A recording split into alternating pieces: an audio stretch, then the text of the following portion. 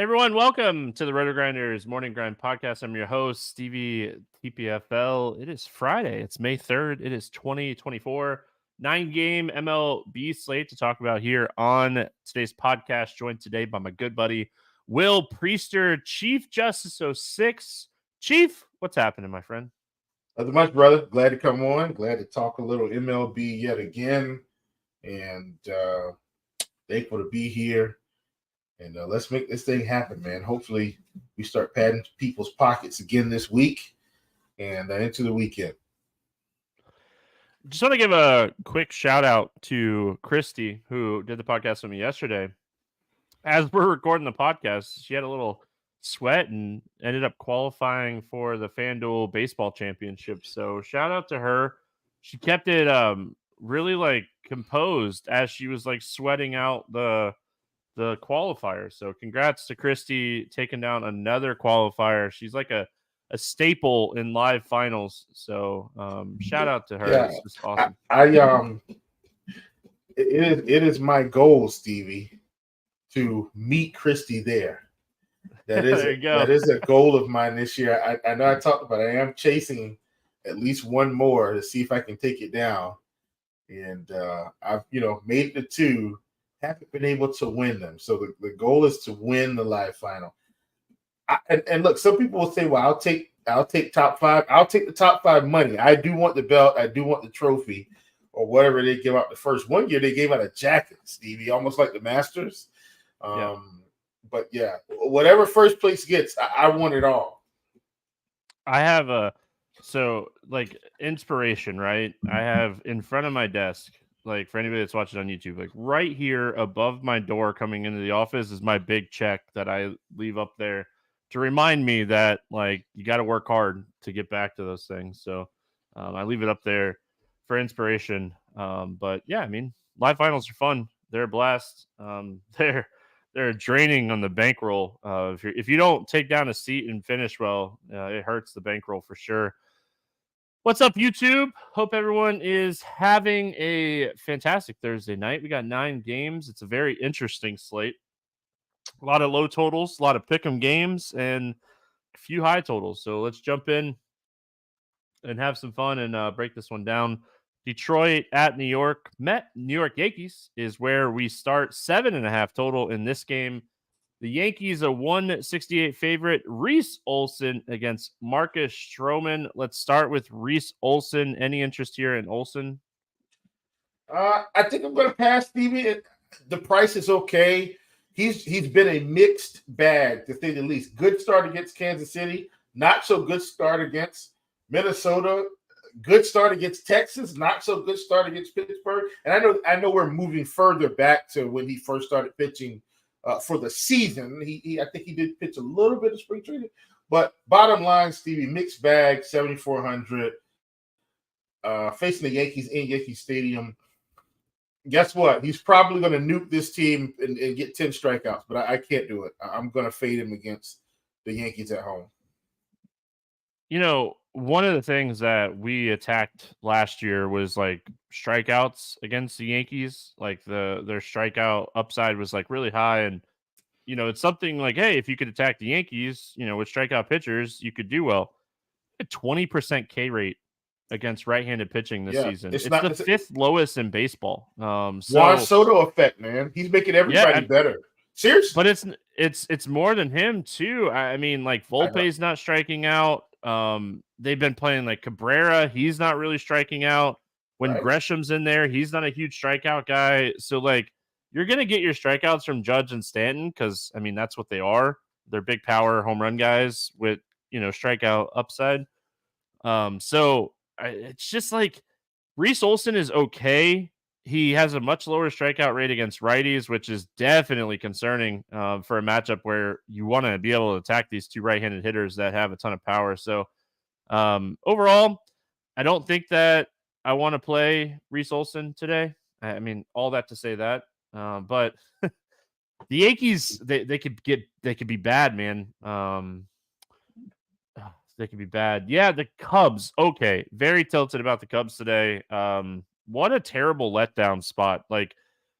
Control the whole game, lose the game late, and then losing extra innings. Man, I really like the Cubs today, and it was looking really good, and it just, gosh, man, that sixth inning was just terrible.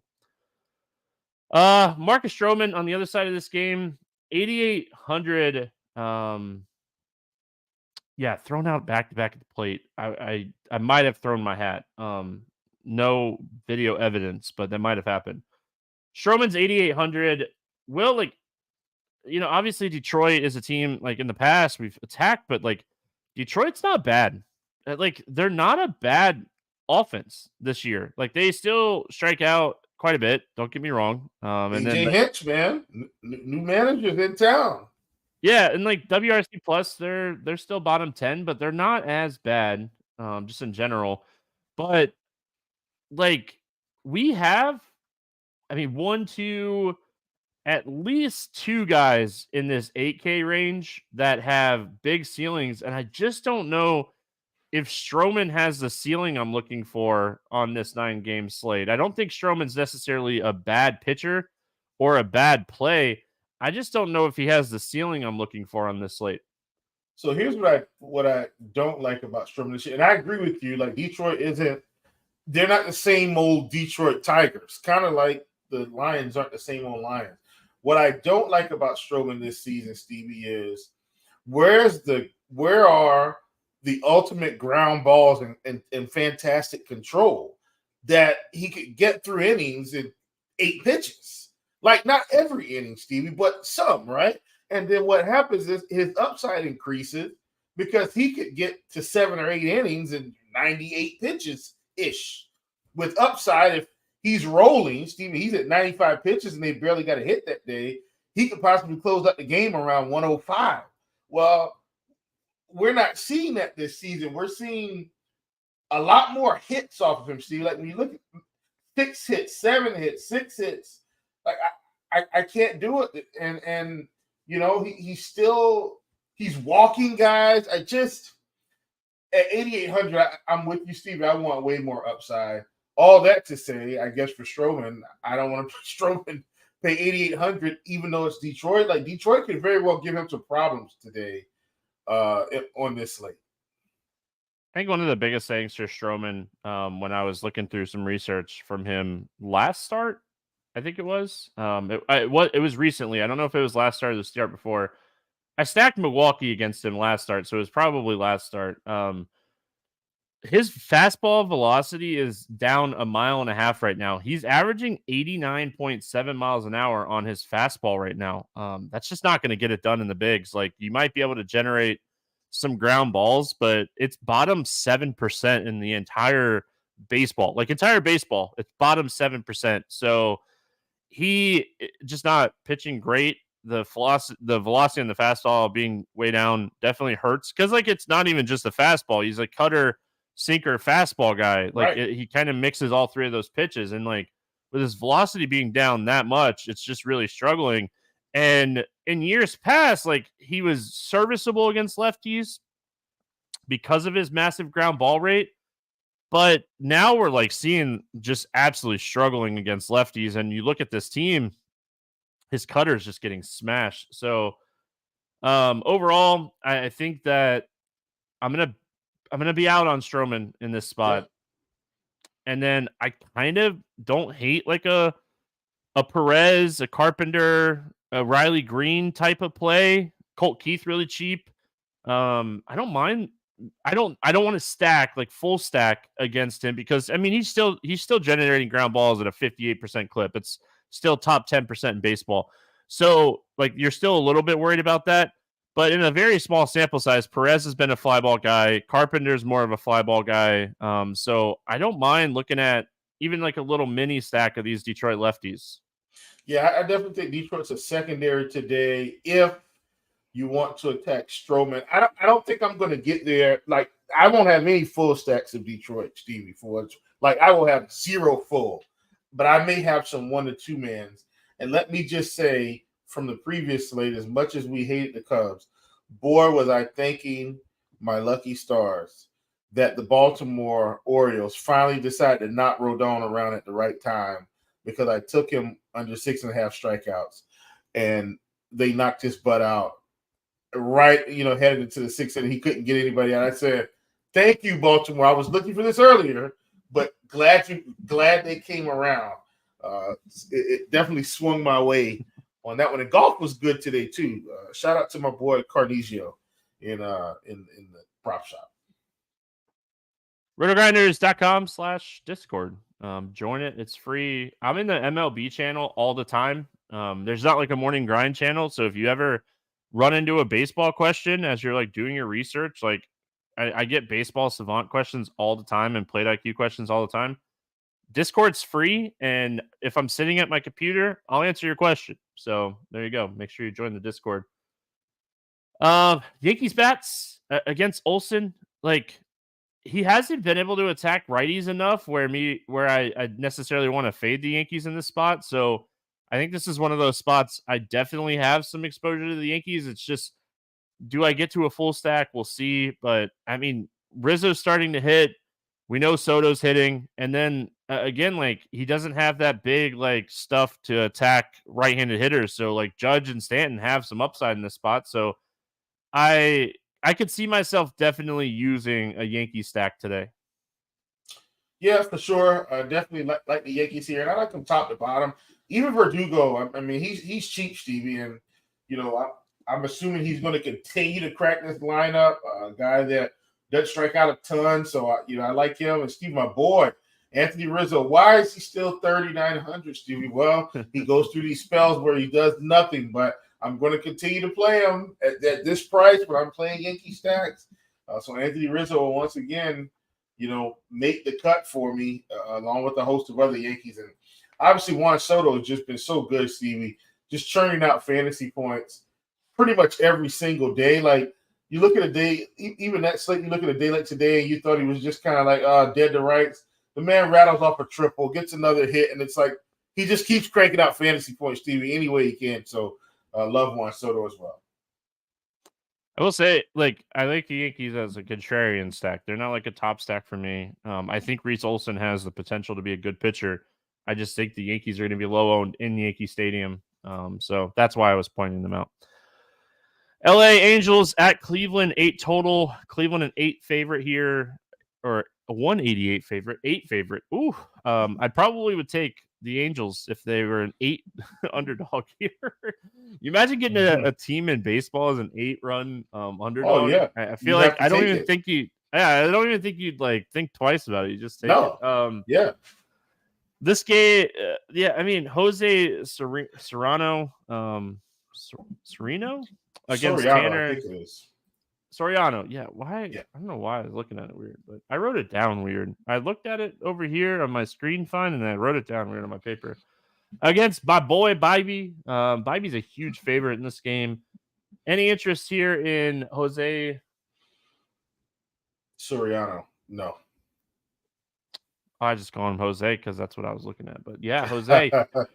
I'm gonna just call him Jose for a running joke now. Like, that's gonna be the running joke with him. Who was it? There's somebody in basketball that we do that with, and it's funny every time to me. But yeah, I don't want to play him in this spot. He's shown a little bit of strikeout upside, but again, like, this is a team that's just not striking out very much, so it's really tough to play pitchers against and them. they're scoring runs this year too, Steve. Hey, like this, you love to see used it. to not be scoring runs. Like, they'd be low strikeout, scoring 2 or 3 runs, but they found a way to just churn out scoring. Like, their scoring is way better.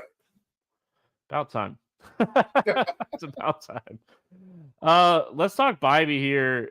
The Angels got a huge hit into this lineup when Trout went on the IL. Wasn't that awful, Steve? I mean, he was having such a good season. Like, off to a really good start. And then I saw the news come across my phone, and it was one of those, like, you hope it was fake. You were like, oh, I hope this is fake, kind of thing. Because he is off to a phenomenal start this season, and it stinks. I mean, when Mike Trout is healthy, he's a top 3 baseball player. The problem is, doesn't it remind you, like, us as kids, like, doesn't it remind you so much of Ken Griffey Jr.? Because like, Ken Griffey Jr., when he was on the field, was like the best baseball player. And when he wasn't, it's just so yeah. So overall, I think that Sorry, chat question got me there for a second. All right. Bybee will no Mike Trout in this lineup. What are your thoughts here on Bybee? I mean, I'm fine with it. 8,500, Stevie, sign me up. I mean, not having to pitch the best pitch, one of the best hitters in baseball. There is no pitching around this lineup anymore. Like he just goes out to the mound and it throws whatever he wants to throw. And Stevie, I know that's not, incredibly statistical analysis, but this team is nothing without Mike Trout. Like you have to know this. Like he is the team. Yep. And look, I know Taylor Ward hasn't been striking out a ton this year. I think he was around 20%. So, but like generally speaking, you start throwing Adele in this lineup every day, that's like an automatic 2 strikeouts, maybe 3. Like it's just the upside is going to be there for Bobby here. And man, if I'm Mike Trout, like I am begging Stevie to go to Houston, the Braves. I'd even go to Kansas City right now. Like I'd be trying to find a way to just weasel my way out of LA right now. Like just go finish your career with a contender or an up and coming fun team with a lot of young talent that would love. Stevie, could you imagine Mike Trout going to Kansas City right now? Like it'd be stupid. Anyway, all right, I'm done. Sorry. Continue, Stevie.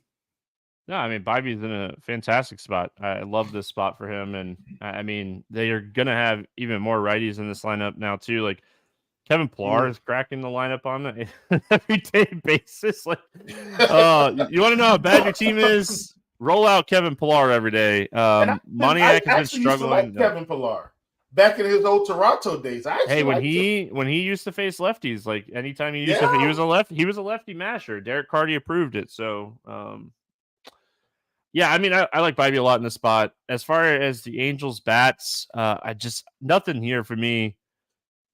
Nothing. Will, like, I think this is just one of those spots. I'm going to play a lot of Bybee, and if he gets rocked, I'll move on to the next slate.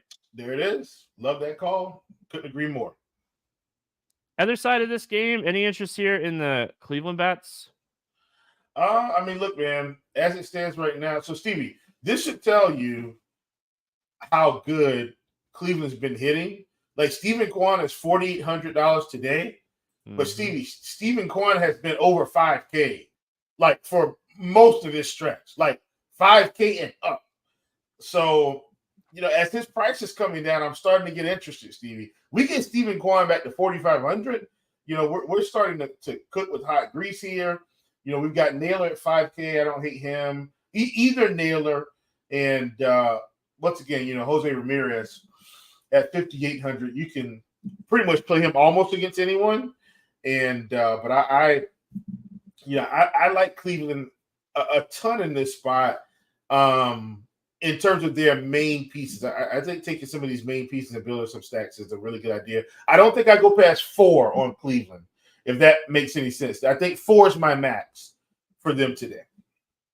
So, like, my thing here, just in general, right? If we're looking at Cleveland and then we start to look at some of these other high total games, do we think they have the same type of ceiling as some of these other high price offenses? Like, yeah, they're scoring, they're doing well, but do they have the ceiling to win you a slate at these prices is always my concern with them. Like, they could go out and score 7 runs and have a good day, but are they going to have the ceiling? That's always my biggest concern. And they are hitting more home runs this year. They do have, Naylor and Naylor in there. Both have home run upside. I like Cleveland. I like this. Steven Kwan has hit a home run this year so far, at least one. No, I know. I'm just saying I like Cleveland in the spot. It's just more of like, do I full stack them? Well, that's what I'm saying. 4 is my max. Like, I'm not going past 4. I might get to the cheaper guys, right? Like Florial, Freeman, Brennan, like the cheaper guys in the middle of this lineup more than like Jose, Josh Naylor, those types of players. So I like Cleveland. I'm definitely going to have exposure to them in my builds today for sure. Texas at Kansas City, 9 total. Pick'em game. Michael Lorenzen against Brady. Singer in this one. Any interest here in Michael Lorenzen? No. Yeah, there's so many good pitchers in this 8K range today. Yeah. Like you could just live in the 8K range. Like you don't have to go out of your way to like chase stuff today, which is fun. I think Lorenzen's okay as a pitcher as a whole, but kind of think Kansas City sneaky good.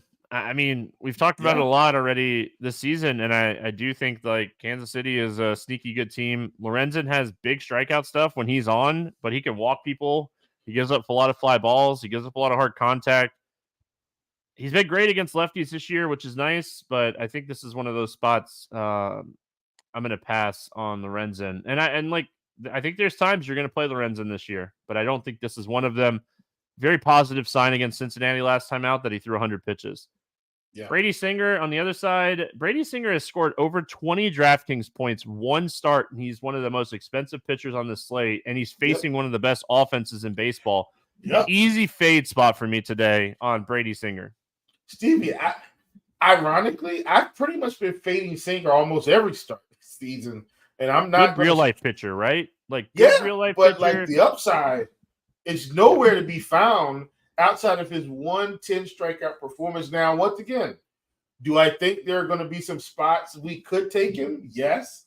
But Stevie, I think that price has got to come down. Like they got to get him back in the lower to mid 8K range, before I start considering like really attacking him again. Because we're going to need salary relief for it to feel like a version of ceiling, if that makes any sense. Yes, command has been a lot worse this year, just in general. His WOBA and stuff down, ground ball rates down a little bit. Fly balls have been way down this year, but like his command has been bad. So he'll throw like one or two bad pitches and like they'll end up over the fence and he'll walk people. I don't know if I necessarily want to like full stack him, but I think overall, I think Brady Singer is someone I don't mind stacking against when you have an offense like Texas who just has so much ceiling. We're going to be able to live in this like 8K range, and it's not going to be hard, like just in general, when you're looking at ceiling, because you have so many pitchers in this 8K range. You're going to be able to play bats that you want on the slate. So I think Texas, they have too much upside not to have interest in them here. Yeah, and Stevie, they've been spectacular against right-handed pitching. Like against left-handed pitching, it's been really weird for them. Like I know it's early in the season. Even Corey Seager's been striking out. I think he had like a 44% K rate. Like that's not going to continue. Like this isn't going to continue against left-handed pitching. Too many good hitters, but against right-handed pitching, Stevie, they've been like one of the most deadly teams in baseball. Like so, they could very well knock Singer around today for sure. Yeah, Seager, his ISO is like under 70 to start the season. That's going to come up. You're not concerned. That's going to get going. Any interest here in the Kansas City bats? Plenty, Stevie. This has been a team for whatever reason. As much as I get Toronto and the Yankees wrong, I get Kansas City right. And I love Kansas City today in this spot against Lorenzen. I think there are a lot of good hitters here.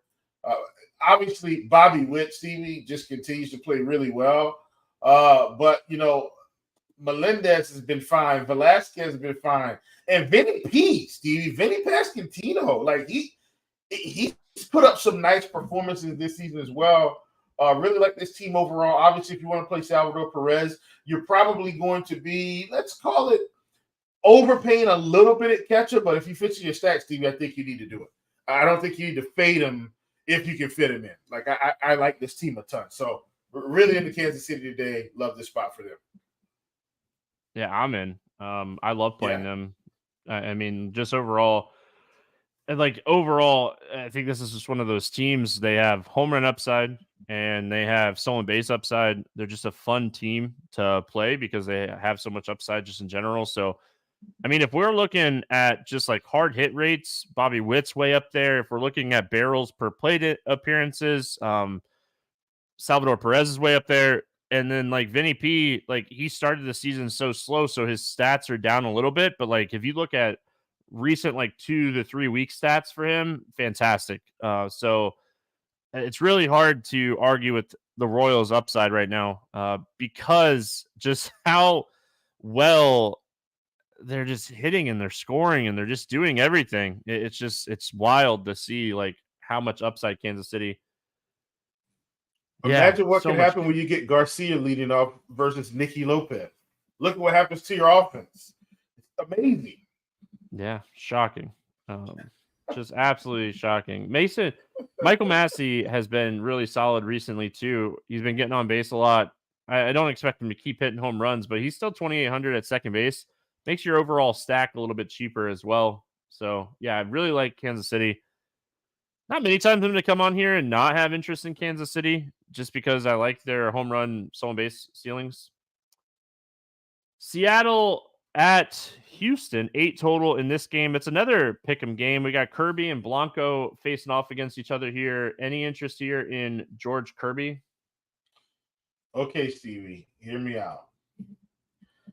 I think Kirby's a little bit too cheap. Like that's really what this is about. He's facing Houston. Yep. Dude scored 40 fantasy points last time out, and his price went down. Yeah, I just like this is too cheap for a guy that's not going to walk many bats and is going to attack the strike zone. Now, I'm not saying he's going to go out here and mow Houston down. That's not what it's about. Houston is one of the best teams in baseball. The K rates on this team are extremely low compared to most teams in the league. But George Kirby should be 8,500, not 7,800 in this spot. He honestly, Stevie, he probably should be 9K. He probably should be Brady Singer, and Singer should be 78, and he's just too cheap. So I think George Kirby needs to get played today, even against one of the best offenses in baseball. The price is just too low. Okay, here is my counter argument. George Kirby's price is really low and he might get ownership. If that happens, I'll be out. Like, I don't know if I'll full fade him, but if he's chalky, like if we open up lineup HQ tomorrow and he's like 25-30%, there are too many good pitchers on this slate that have ceiling. Understood. Where I don't have to do it because Houston doesn't strike out. They might not be the best offense in baseball this year, but they're not striking out. They're still a top 5 offense in baseball. So if Kirby's ownership gets too high, I'm out. I'm just out. And honestly, like you can go right to the other side of this game. You can go to Blanco against the heavy strikeout Seattle team. I mean, so very easy pivot right in the same game. I think Blanco has a lot of upside here. He's shown good strikeout stuff. He's limited power to both lefties and righties. He's generating ground balls. And like he's doing fantastic against righties. Where's the power in this lineup? Rodriguez, righty. Haniger, righty. Ty France, righty. I mean, he's going to have to get through Cal Riley and Polanco, and they are striking out a huge clip against right-handed pitching. So I like Blanco a lot today. Yeah, he's one of my favorites, Stevie, on the slate, period. One of the things that stood out to me or has stood out to me for Seattle, like not only have they been striking out, Stevie, they haven't been hitting for a whole lot of power. Now, Cal Riley still showing nice power, but like even Rodriguez, like where's the power this season? So a lot of these guys are showing less power this season and a lot more strikeouts. So I'm really not afraid of the Seattle Mariners. Blanco's at home, has pitched really well. I mean, Stevie, and listen, this is surface level stuff. You know, we get into the weeds, but he's averaging 25 fantasy points a game. Like that's not an accident. He's been pitching really well and gets one of the highest strikeout matchups in baseball. I mean, Stevie, I just watched the Braves the other day. I mean, Chris Sale had like 9 strikeouts in 5 innings, 9, 10, whatever. I mean, he was just mowing him down. He just ran his PC up, but that's what you're getting when you're facing Seattle.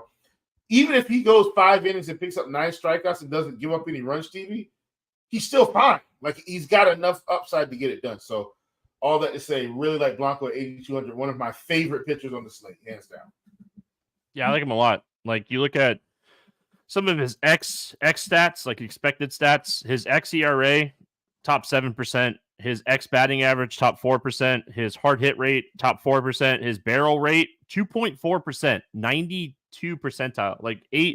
top 8%.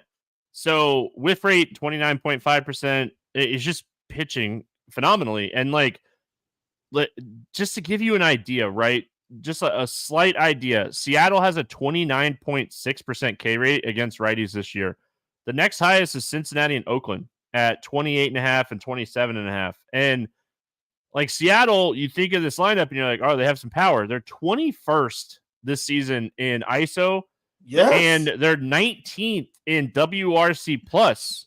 Like, Stevie, this is what I'm saying. Like, if you don't look at the numbers, you look at the names and assume that at some point, but like it's not there right. It's just not there right now. It's just not.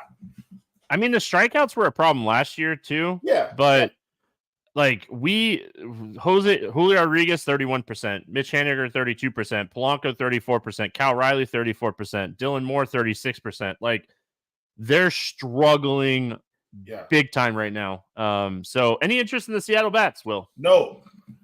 I'm with you. Any interest in the Houston Bats here? Okay. Now let's get this is the meat and potatoes of the conversation, Stevie. As much as I am extremely interested in George Kirby. Like I will hedge out this position. There's no way I play tons of Kirby and don't play tons of Houston here. And when I say tons, I mean relative to my Kirby ownership. So let me make that clear. I think one good thing that you mentioned that I would like to reiterate, if Kirby gets up to 25%, I probably take the full fade, and I absolutely go not all in on Houston, but I go pretty heavy Houston. If he's reasonable, Steve, reasonable for me on this slate is probably going to be 10 to 12%. I probably match the field or exceed a little bit, but I still get probably about equal shares of Houston, if that makes any sense. So they're just too good of an offense for me to not attack George Kirby, who historically hasn't been high strikeout. He's just been low walks, really good control, keeps his ERA down, so forth and so on. Yeah, like his swinging strike rate and whiff rate definitely suggests some negative regression coming to his strikeout rate for what it's worth too. Like some of the advanced metrics definitely suggest George Kirby gonna regress a little bit here strikeout wise. So yeah, like we talk sometimes about leverage stacks that we're playing leverage just because like the pitcher's chalky and he might not be great.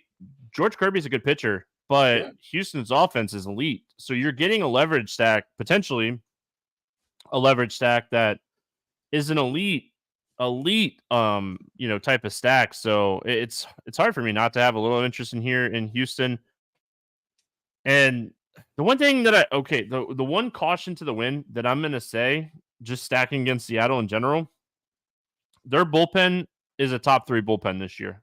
Absolutely phenomenal. Seattle has the best pitching rotation in baseball, and their bullpen is a top 3 bullpen. It's really hard to stack against this team. So like, remember that when you're stacking Houston. Obviously, if you get a lot of runs here against Kirby and you get to the bad part of the bullpen, you can, your leverage is working, but know that like the Seattle bullpen, very, very good this year. Very early still, but very, very good this year. Boston at Minnesota, 8 total in this game. Pick'em game again. We have one more of those too. Boston, Tanner Houch against Chris Paddock. Any interest here in my boy Tanner Houch? Yeah, I mean, look, Stevie, I feel like Boston's pitching situation this season for pretty much almost everybody, Houck, Cutter Crawford, you name it, it's going to be GPP or bust. Like all of them can get you 30, all of them can get you -5. And in this situation, facing Minnesota, I will say this, Stevie, Minnesota not striking out as much this season as people think, but there's still a couple bats in there that can be had. Houck is 8,100. You talked about how many guys we had in this 8K range. Probably going to be close to living in the 8K range today. Really like Tanner Houck. I don't know what you're looking at. There's 6th highest strikeout rate in baseball against right-handed pitching. That's what I wrote down anyway. Maybe I looked at it wrong. No. I'm saying it's not as bad as it was last year. They were really bad. And like Correa is back. That bumps up the strikeout rate a little bit, but also, I mean, he has power. Larnach is hitting the ball really well. Julian's been hitting the ball really well, but he gives strikeouts. Carlos Santana has been hitting the ball really well recently, which is kind of weird, but it's happening. So, I mean, it also depends on like who's in the bottom half of the lineup. as well, because they do have some guys they put in there that have a bunch of strikeouts. But I like him a lot today. Again, this 8K range on DraftKings today is just absolutely loaded. Bybee, Blanco, Houch, you could play any of those three guys and feel good about it. Now in cash games, do you want to play Sonny Gray? Probably. But I mean, you're pairing it with one of those three guys in that range, in my opinion. Yeah. And like in tournaments, I definitely could see being underweight on Sonny Gray to play, be overweight on any of those three guys that we just talked about. So,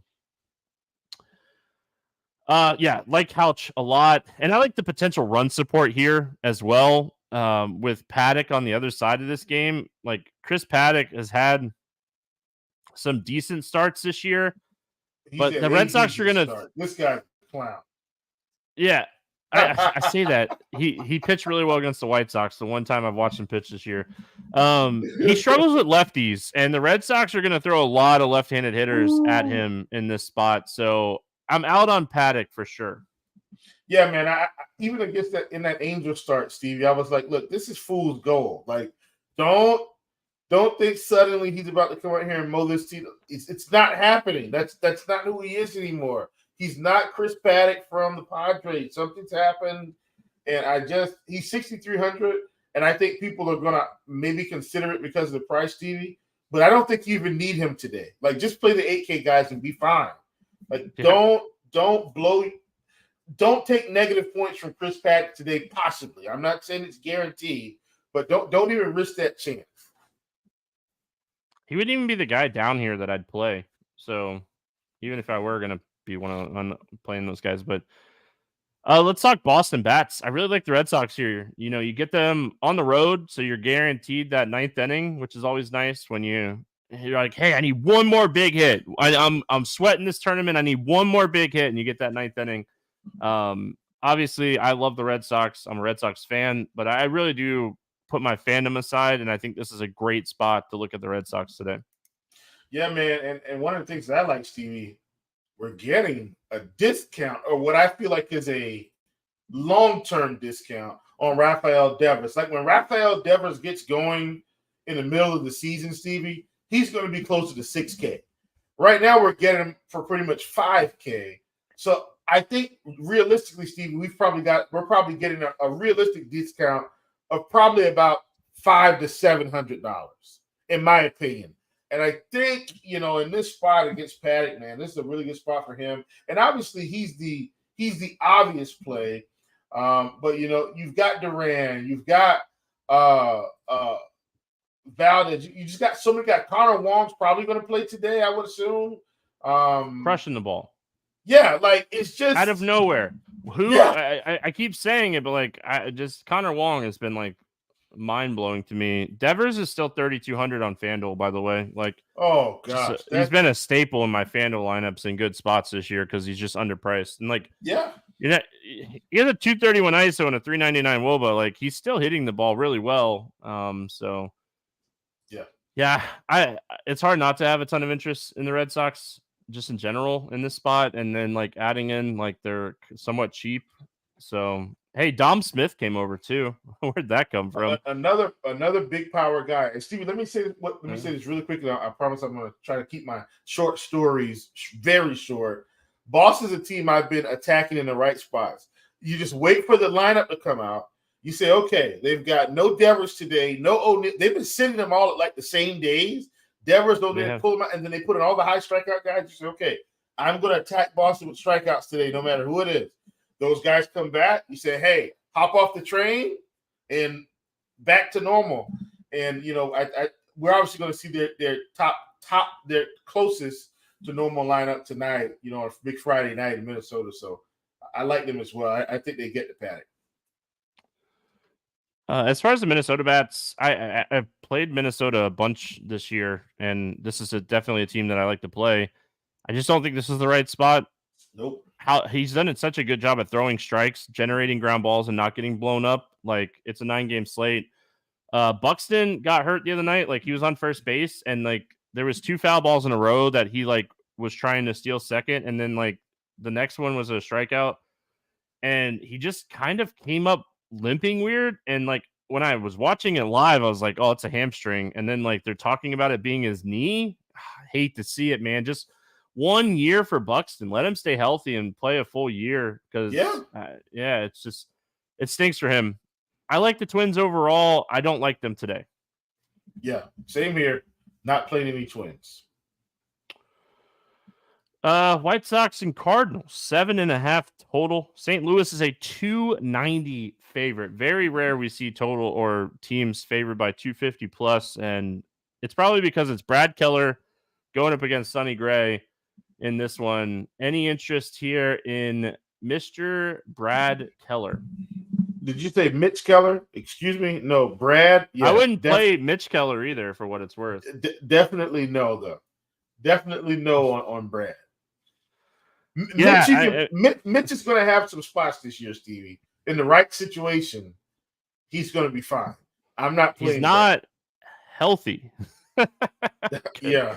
I'm just going to keep saying it. Mitch Keller is not healthy. Anybody that watches him pitch right now, I agree. It is very, very clear that Mitch Keller is not healthy right now. Anyway, overall, Brad Keller's not stretched out. So DFS purposes, like you don't even have to like remotely think twice about this. And like we love pitching pitchers against the Cardinals, but did I say Mitch Keller? Brad Keller, you got me all messed up, Will. I blame you. Brad Keller is not stretched out. And even last year when we saw Brad Keller with the Royals, he had a 21.3% walk rate and a 15% strikeout rate, a 374 WOBA. He's a ground ball guy. So like we'll talk about the bats in a second for St. Louis, but we're not playing Brad Keller today. No. Sonny Gray. Here's the thing about Sonny Gray. Sonny Gray is safe. He's going to crush in this spot. He should pitch really well. He's looked fantastic to start the season. All of those things are right. 36% K rate, the whiff rate, and everything. He's generating more spin. He looks healthy. He looks phenomenal. And he looks like one of the most dominant pitchers in baseball to start the year. He has yet to throw over 95 pitches. He really hasn't needed to. And that's always a concern ceiling wise.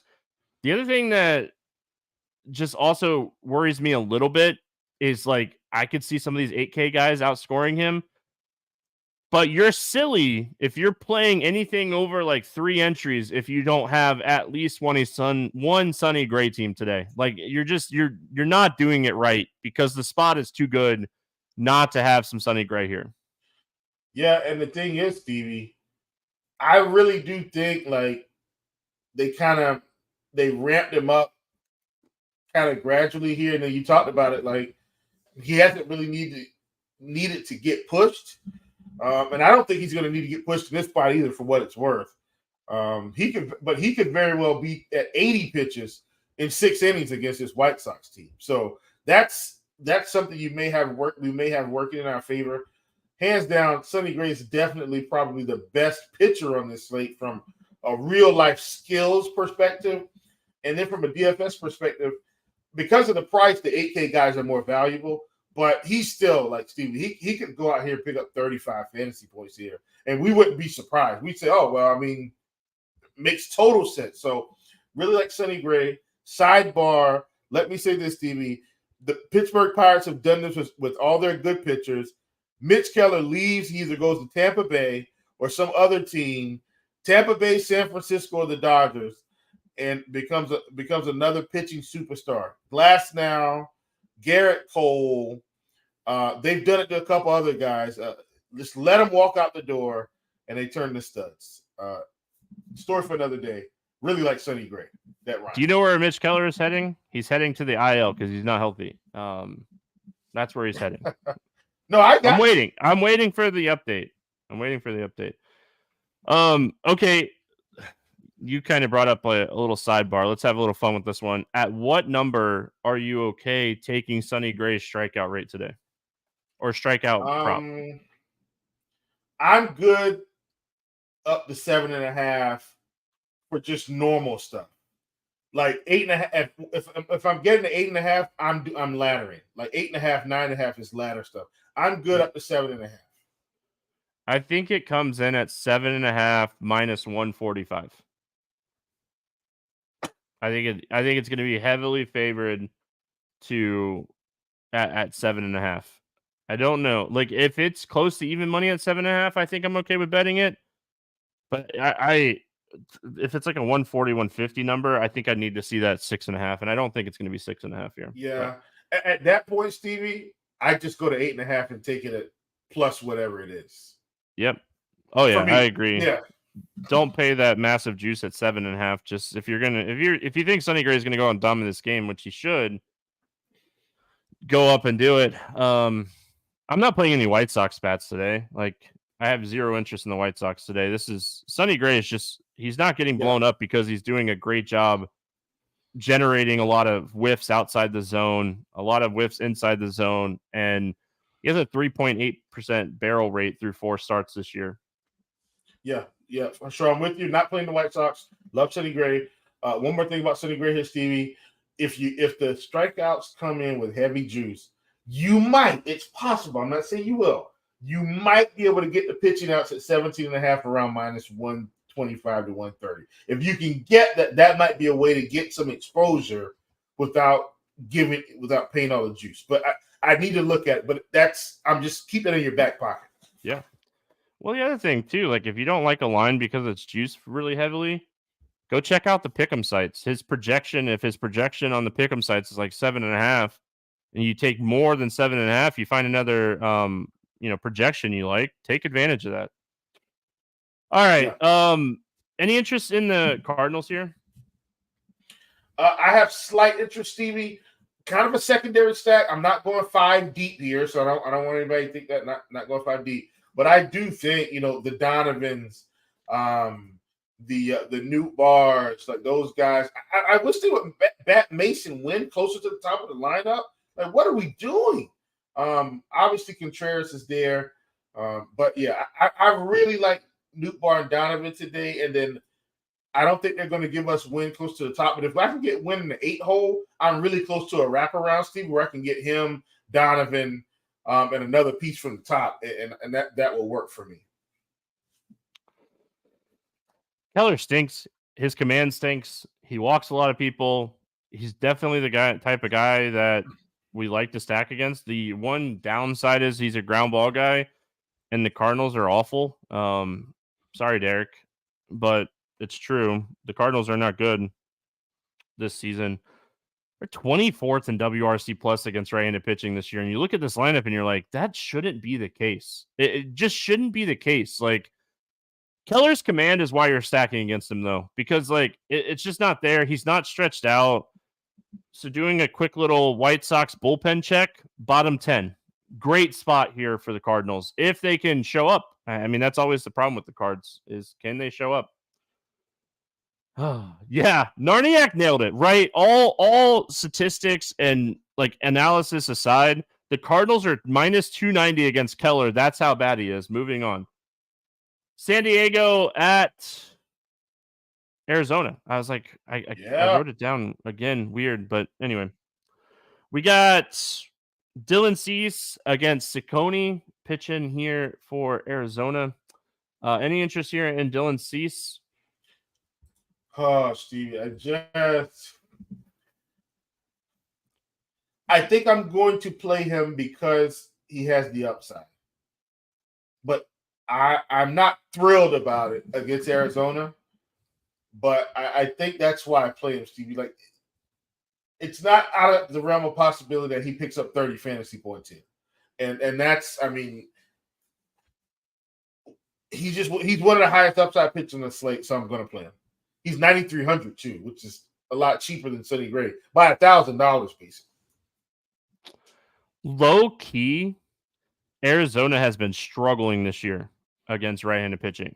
Dylan Cease has one of the longest leashes on the slate. Like we've seen him top 100 pitches, 3 of his 6 starts. In one of them, I think it was. Yeah. So I think you got to put the Philly start aside. He struggled in that Philly start. I think this is a spot you could definitely take some shots on Cease. I just don't know how much I get to him today. It's really going to come down to like how my stacks kind of play out and how much value we have. But like, I don't know if you necessarily need him with these 8K guys. So I like the spot Arizona, again, they're like 25th in WRC plus against righties. They were coming into Thursday's slate. So Saccone on the other side of this game, 6,600, pitched really well last time out through 84 pitches, saw a nice increase. Against Seattle, though, like, Exactly. okay, got to remember it was Seattle. Any interest here in Saccone? 3 strikeouts against San Francisco, 8 strikeouts against Seattle. Probably settles in somewhere around 4 in this matchup against San Diego, Stevie, who is also one of the lowest strikeout teams in baseball this season. I don't see Saccone being able to rattle off a crazy fantasy performance here.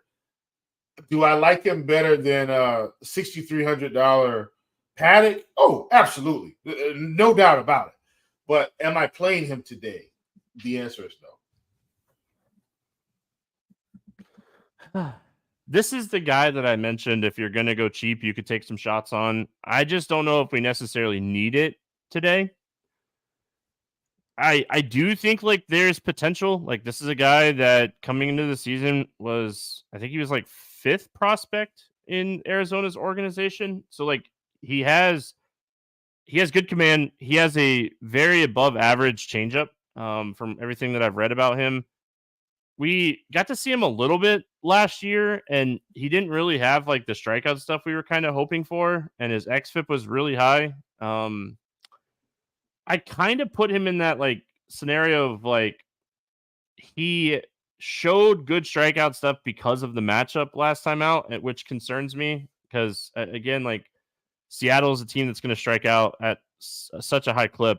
His strikeout rate in AAA way better this season than it was last year. Like he's striking out guys at a 28% clip this season in AAA.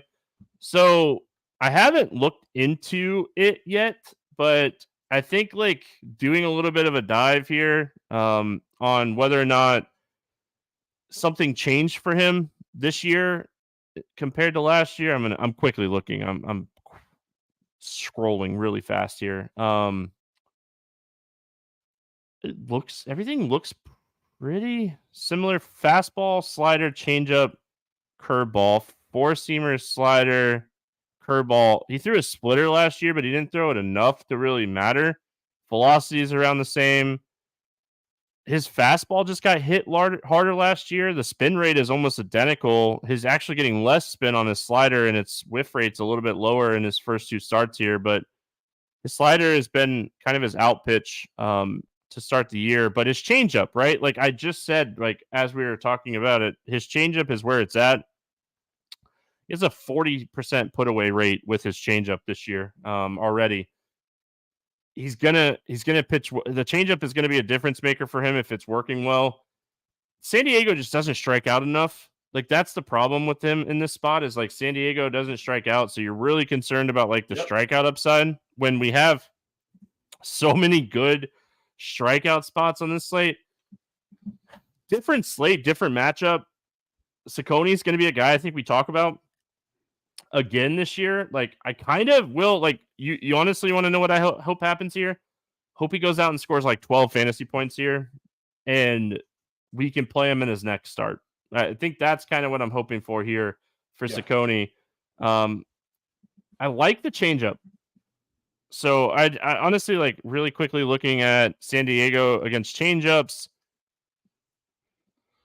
Cronenworth really good against changeups, but the rest of the team not great. I mean, he's just not going to go out and throw like 40% changeups, though.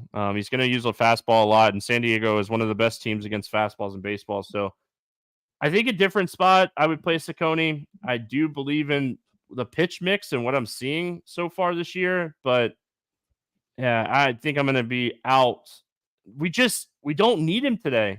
Blanco, Houch, Bybee, like those 3 guys, they all can score 30 plus fantasy points in their matchups today. Like they're all in 3 of the best matchups in baseball, and they're all underpriced for their matchup. So I just don't know if we necessarily need him today.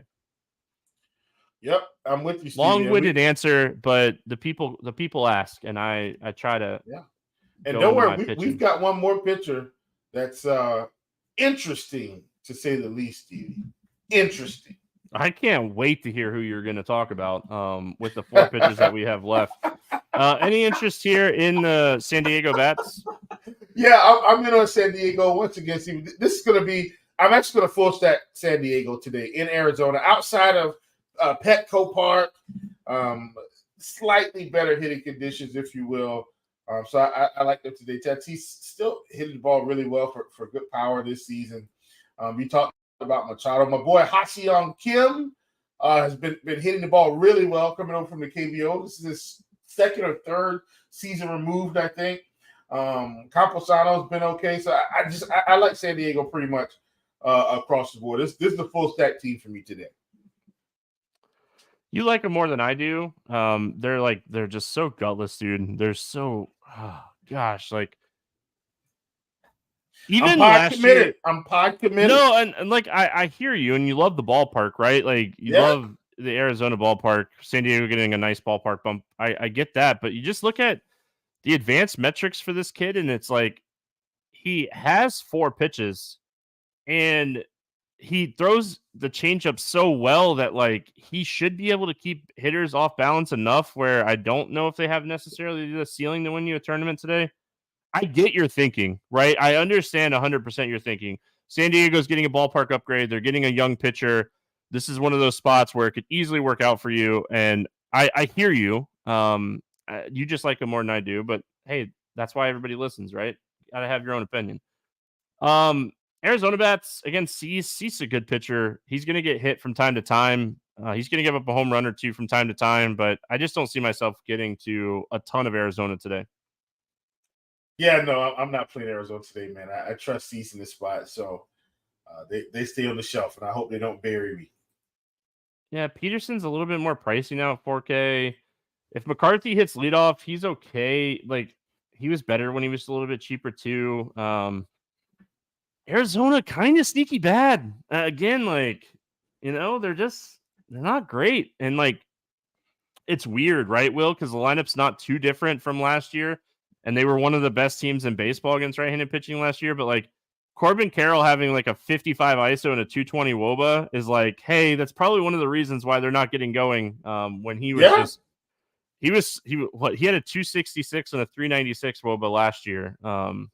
Big difference. It's hard for me to get on Arizona Bats here. Miami at Oakland, 7.5 total in this game because both of these offenses stink. Oakland's a 130 favorite. We got Ryan Weathers against JP Sears. Both of these pitchers stink. So I'm really curious if you like one of these guys. Any interest here in Ryan Weathers? Well, my eye is twitching. I was like waiting for you to talk about a pitcher you like out of these last 4. It's stressing me out that like my eye is twitching. Listen, it's definitely not Weathers. We're not playing Ryan Weathers today.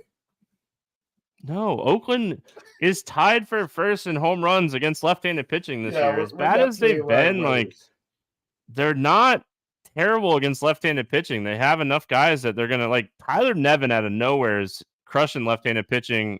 Toro's been really good against lefties. They're gonna platoon some of these guys in there as well, like Ruiz. Is there a chance JD Davis comes back for this? Because he went on a rehab assignment Monday, right? Or Sunday? Oh, JD Davis potentially coming back today could be huge for Oakland stacks. Yeah, not playing Ryan Weathers today. Do you have interest in JP Sears? Stevie, it's JP Sears. Listen, just for in terms of the cheap guys, is Ciccone better? Yes, but this Miami team, Stevie, I mean, they've been terrible, and I do mean terrible this season so far. Like Luis Arias hitting for no power against lefties. Brian De La Cruz hitting for no power against lefties. Jazz 163, Bell 152, but Jazz is sitting at a 27% K rate. Jesus Sanchez hitting for no power. Tim Anderson hitting for no power with a 33% K rate. Emmanuel Rivera hitting for no power. Nick Fortes hitting for no power, Steve. Like, and even if you bring in last season's numbers, like, yeah, Bell looks good, but this team isn't hitting for power against left-handed pitching. and they're not walking. I'm just not afraid of this Miami team. So I think Sears at 6,100 is going to kind of get left out to dry here, and he very well could put up 20 fantasy points today. I'm not saying it's actual. I'm saying this Miami team is not going to be overpowering, and he's not going to walk a bunch of guys. I think Sears has a shot at 20 fantasy points today. So I'm going to be playing some JP Sears. My mic's not muted. I'm just processing. Like, yeah, Miami's not good. But you get it. They're just not hitting for power. Like, okay, so Luis Arias hits a single and gets on base. The next three plays are probably a double play or 2 strikeouts. Like, it just that's what you're dealing with Miami. They're so bad. Yeah. I hear you. And That's all I don't want to. I'm not going to discount anything you said outside of the fact that like JP Sears is not good. I don't know. Like if he's going to be low owned, sure. Miami's awful. Like they're just really, really, really bad. Dakota Hudson. That's all you need to say. Like Dakota Hudson pitched well against Miami. Like when that happens, you're like, all right, probably need to go back to the drawing board. Who wants Jazz? Like, who give us a lot of prospects for Jazz? Like, back to the drawing board for Miami. If they don't score, Miami, JP's going to go 6 innings. Like, if they don't score, he's going 6 innings. Period. Yeah, Miami's 29th in WRC plus against righties. They have the second lowest ISO against righties this year. Yeah, I mean, I hear you. I hear you. Oh man, hard to. Oh, and we should mention that Jake Berger could come back for this game. He rehabbed, I think, on Tuesday or Wednesday. So he could be back here, which definitely is a downgrade a little bit to Spears, but one hitter is not going to make that much of a difference. So yeah, I hear you, Will, but we're gonna move on to some bats because I don't know, like.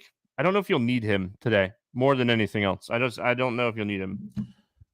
Any interest in Miami bats? If I go all the way up. If I go all the way up to yeah, but it's so easy like messing around with lineups to build a Couch or Blanco Gray team, like 4K per player almost. It's so easy to build that build. Just saying. Yeah. And last thing, I'm not going all in on C. Like, this isn't like, hey, like, I'm playing 30%. This is me saying, hey, I might play 15% JP Sears today against a really bad Miami baseball team. I'm not playing any Miami bats for what it's worth. All right. I am. He's not good. JP Sears is not good. He really struggles against righties, gives up ton of fly balls and hard contact to righties. If Jake Berger comes back here, then I really do think there's a high probability that he gets activated today. With him rehabbing, he started on Wednesday, and with his injury, he shouldn't need much time in AAA. So Jake Berger against lefty is always someone I really like. De La Cruz at 3,900, I think is someone you could potentially take shots. I'm not stacking against Sears because Miami stinks. But I do think, like, if you want to use a couple of those bats, I don't hate it. De La Cruz should hit up towards the top of the lineup. He has some stolen base upside as well.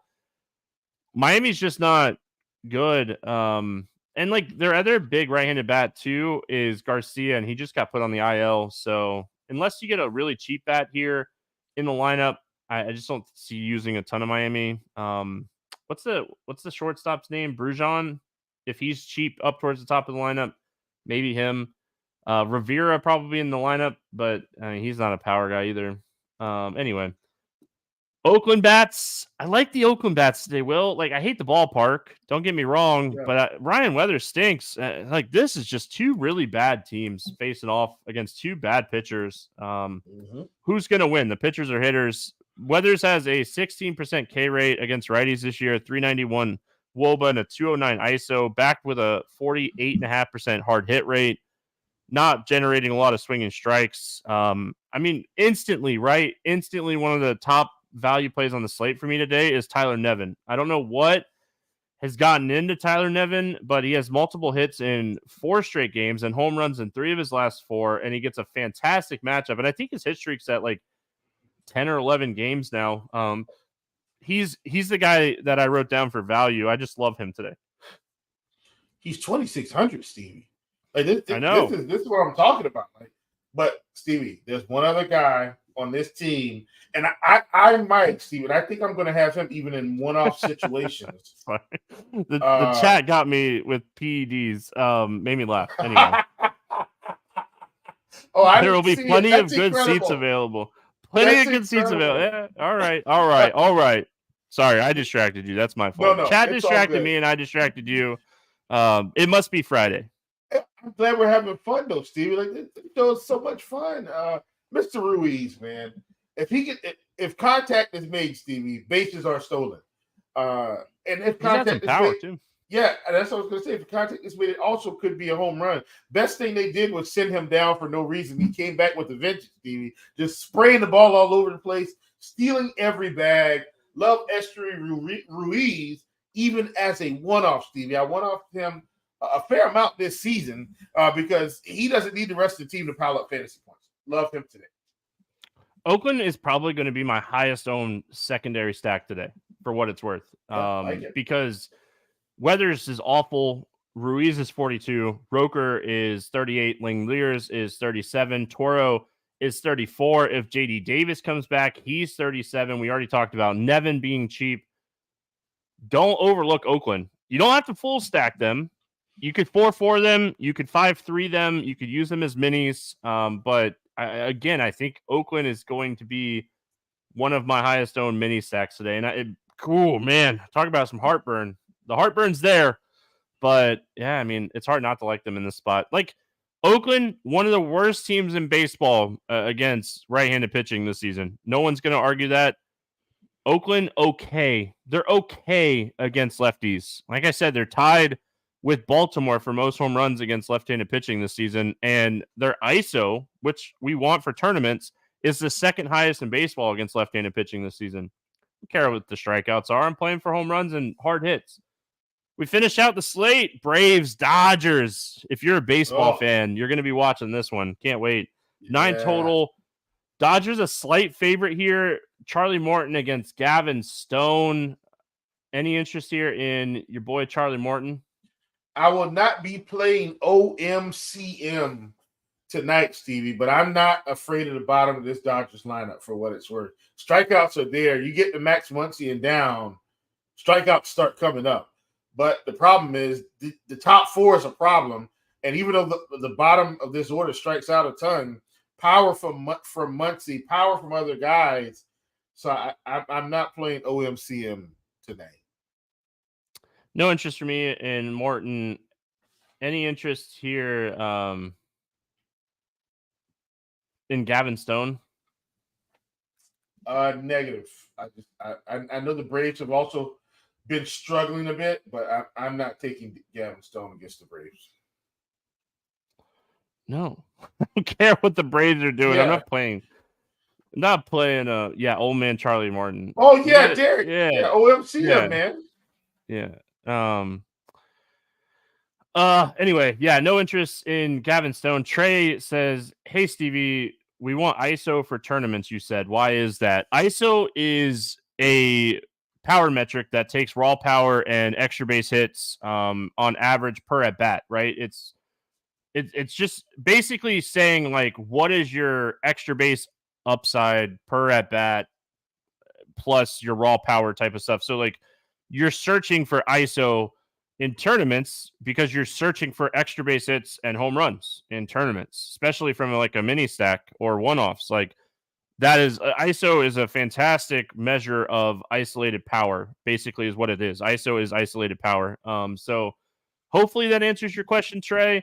ISO is one of my favorite stats when I'm looking at ceiling for tournaments. Who has that ISO? 200 is really like what you're kind of looking at. But yeah, doubles, triples, home runs over average at bats, I think is the actual term for ISO. I don't know. Probably could Google it and probably tell you exactly what it is, but I bet you I was pretty close. Atlanta bats. This is one of my favorite game stacks on the slate. I think this game has the ceiling to be like 10-8, just 10-8, like high scoring game. Two average pitchers. Like it's still really early in Stone's career, and like Charlie Morton was above average 5 years ago, but is he really still above average? No. I like the Braves today. I think this is one of those spots where we're going to attack these two really good offenses and just kind of hope that the ceiling of the team comes through. Yeah, man. Derek says, going to need Sears to game stack this one. Thank you, Derek. You've cemented my point there. No, you're not. You can game stack them with Oakland secondaries, and there you go. If you game stack this game, you might have to go cheap at pitcher, but there's still a lot of cheap bats from both sides of this team. Like both sides of these teams, I think like you'll have to pick some top end pitchers, but yeah. Yeah, for sure.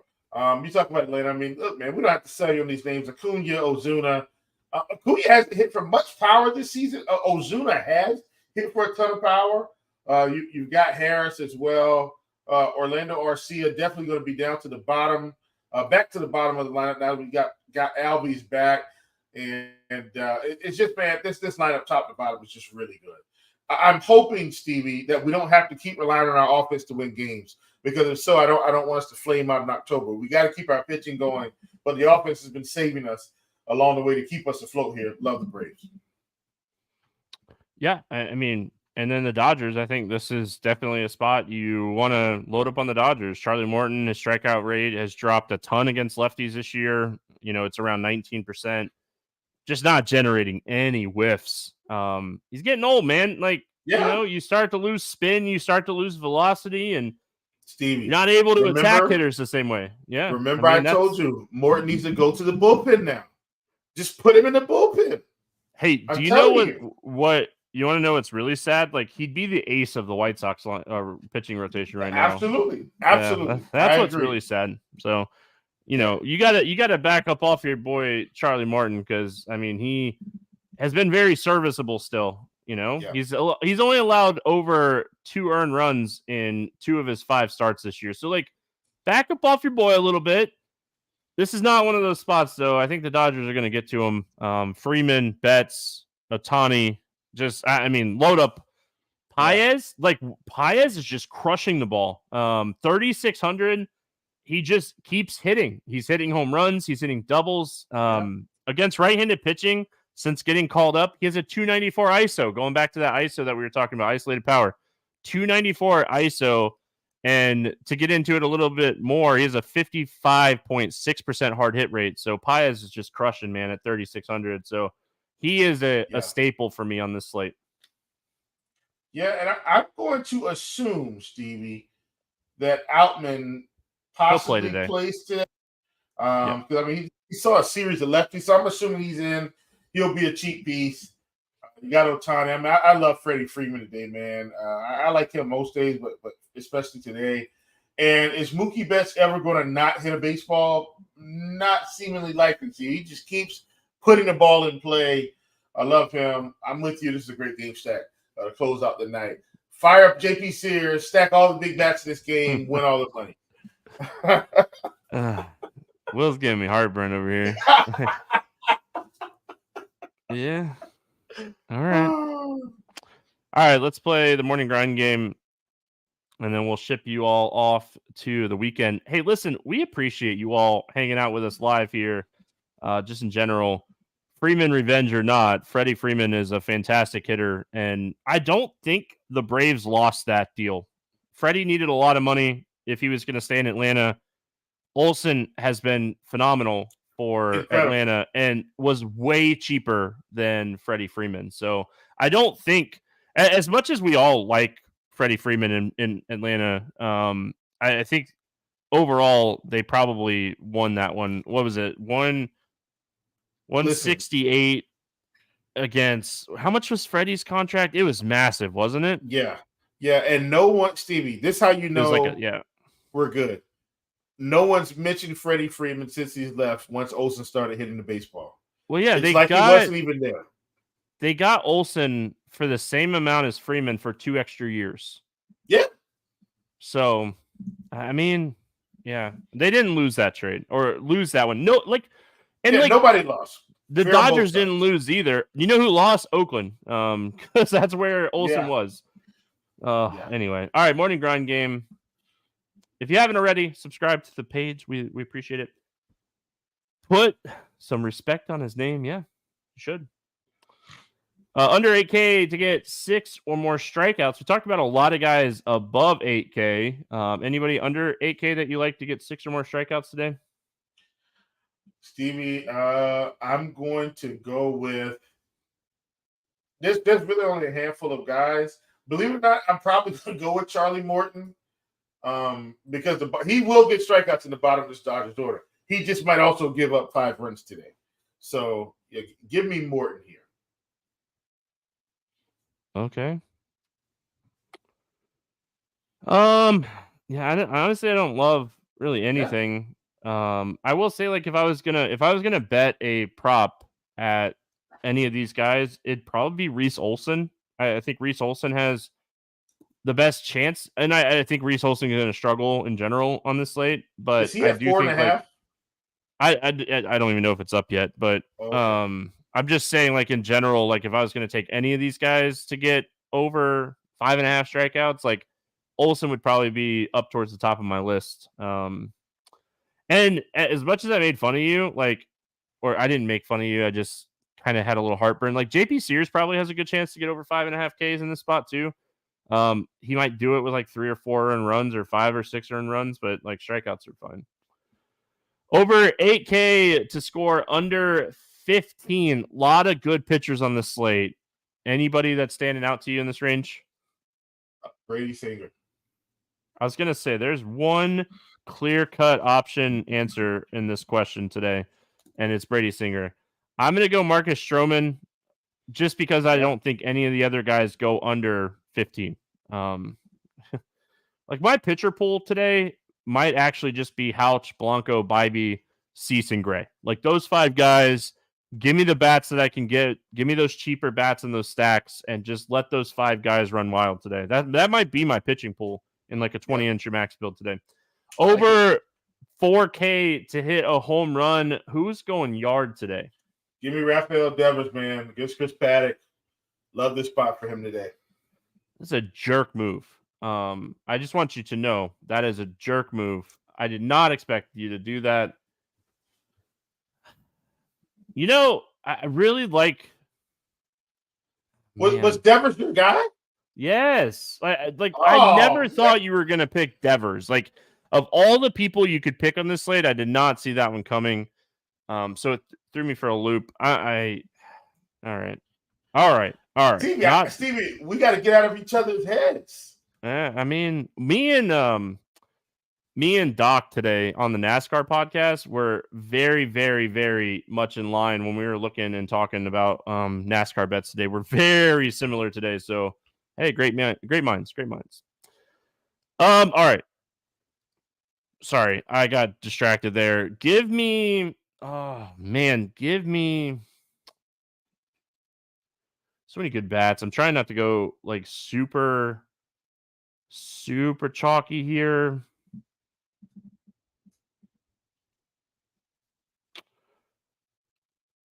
I like Salvador Perez at home run today. There you go. Salvador Perez. Home run. Like it a lot. Salvi, man, he's crushing the ball to start the year. Under 4K to get 2 hits. Who do you got today? Give me Velasquez against Lorenzen. Nevin, not even close for me. I mentioned it as we were breaking down the slate. He is by far my favorite cheap hitter on this slate. Tyler Nevin, of all people, just absolutely crushing the ball to start the year, and he's been scorching here recently.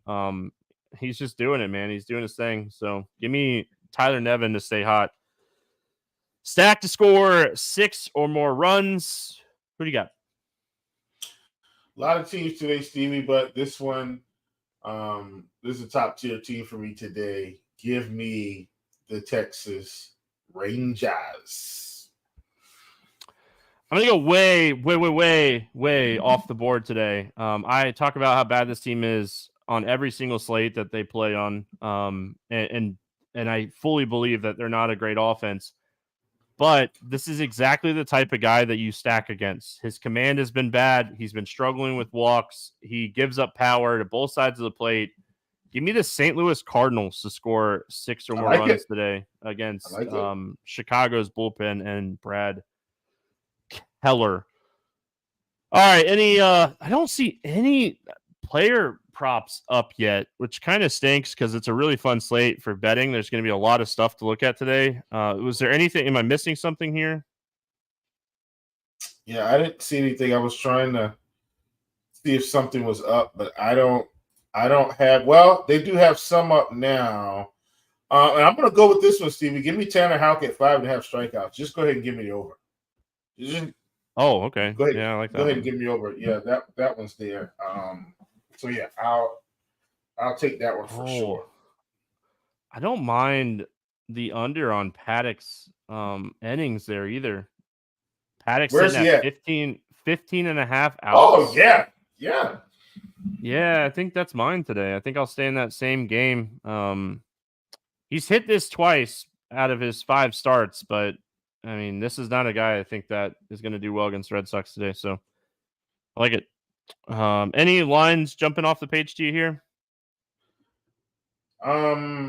Well, as crazy as this sounds, Stevie, you can get the Rays, and this isn't on the slate, but you can get the Rays against the Mets today. Savali versus Quintana at around -132. I don't think that's too bad considering I think at this point in their career, Savali's much better than Quintana, and the Rays are at home. Like I expect the Rays to win this game. All right. Rays are awful against left-handed pitching this season, but Quintana's not great. It's Quintana, man. His K rate's like 15%. It's like it's a good test. Good low. Good tester spot for you. That's for sure. But yeah, I mean, I'm gonna go. You gotta shop this. So like BetMGM and DraftKings still has this line at 9. A lot of the books have moved this line to 9.5. But give me Dodgers Braves over 9 -120 over there on BetMGM. I think that this is solid here. And someone's saying you can get Cleveland +134 with their run line on FanDuel. Let's go full out here. Give me Oakland -130 straight up. On that note, we're going to get out of here. I hope everyone has a fantastic weekend.